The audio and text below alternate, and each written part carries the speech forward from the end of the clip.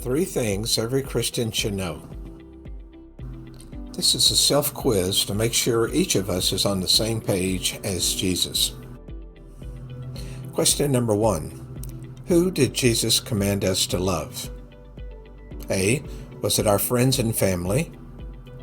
B. Was it our church friends? Or C. Was it our neighbors and even our enemies? The answer? Of course, we know that Jesus commands us to love our neighbors and our enemies.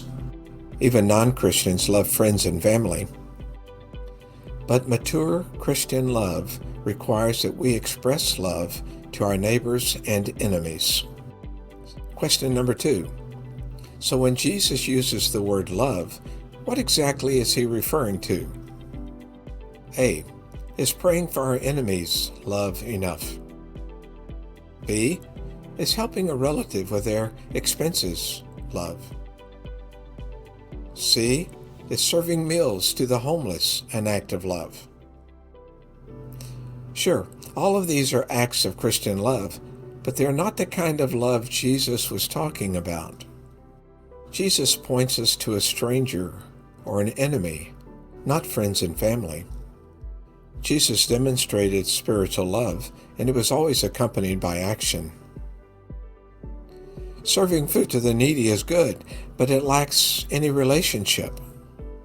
Sharing a meal or even a cup of coffee with someone you don't like or don't even know, well, that's the love Jesus was talking about. So question number 3, what exactly is the definition of Christian love? When Paul talks about spiritual maturity, he's talking about being more like God. And we know that God is love. Paul suggests that effective love is targeted at those who are suffering and need one of the following acts of spiritual love. For example, encouragement is love to those who are discouraged and even depressed. Compassion is love to those who need someone else to care about what happens to them. Serving or giving your time or money is love for those with financial problems. Have you ever met someone who looked like they were struggling and wondered if they just needed a kind word, compassion, encouragement, or hospitality?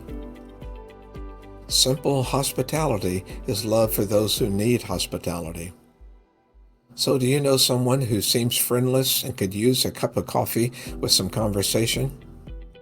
Living a life of love as commanded by Jesus requires us to be aware of the needs of those around us. If someone is suffering, they need love.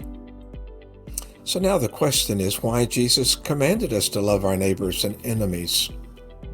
The answer is simple but important.